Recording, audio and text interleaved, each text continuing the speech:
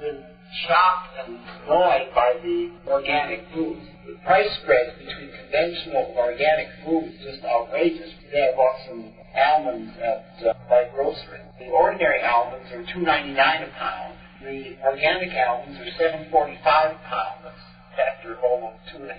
You get similar things in other foods. My question is eating organic foods cost effective in all cases, or are there cases where it's critical to eat organic, and are other cases where other types of foods where it's less critical?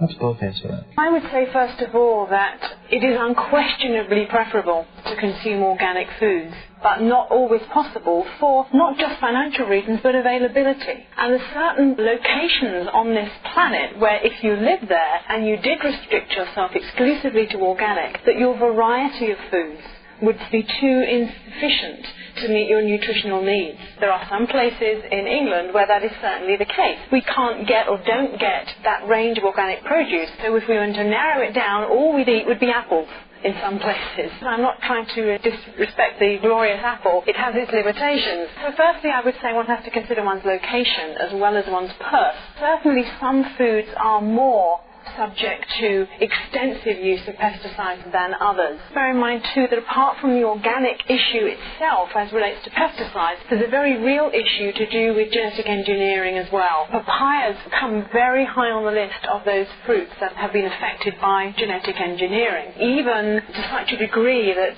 in certain places you cannot get papaya that are not genetically interfered with. There are certain foods such as strawberries, I would say apples and also grapes, which are liable to be very heavily saturated in pesticides and other such things. Where you are eating the entire food, as opposed to, say, a banana where you remove the skin, the use of pesticides becomes magnified in its significance and importance. I would be much more cautious of consuming a non-organic grape than I would be of consuming a non-organic banana, because to some degree, some of the chemicals used are going to end up in the fruit, but there's other pesticides and so forth that are used which will remain simply on the outer casing of that fruit.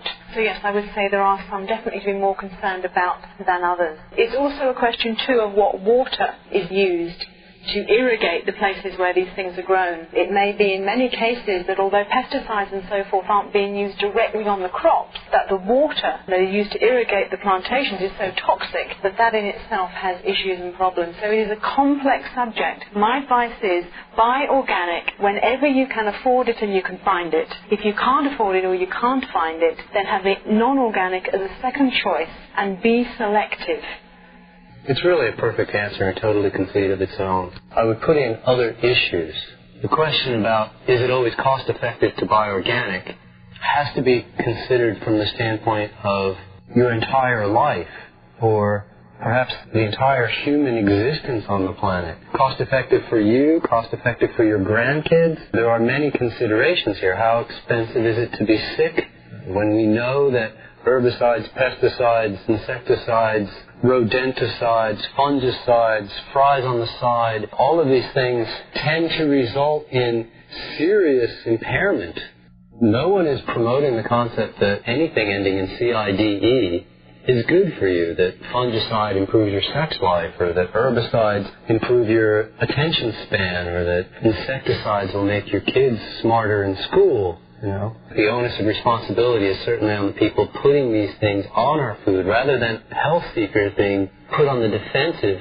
Prove to us that organic is better. I don't think that's the way it's designed to be. This is a twist of the tables, a real turn of the tables that should never have happened. I know, in fact, that in England, and certainly many times here in the States, we can buy organic food at a lower cost than the commercial product. We bought kiwi in England that was a full penny and a half lower for 3 kiwis than the commercial variety. The organic ones were cheaper, and sometimes organic is much cheaper. Like gamblers who tell you about their wins, but they don't tell you about their losses. We complain about the high cost when we find it, and not so much about the low cost deals when we find those.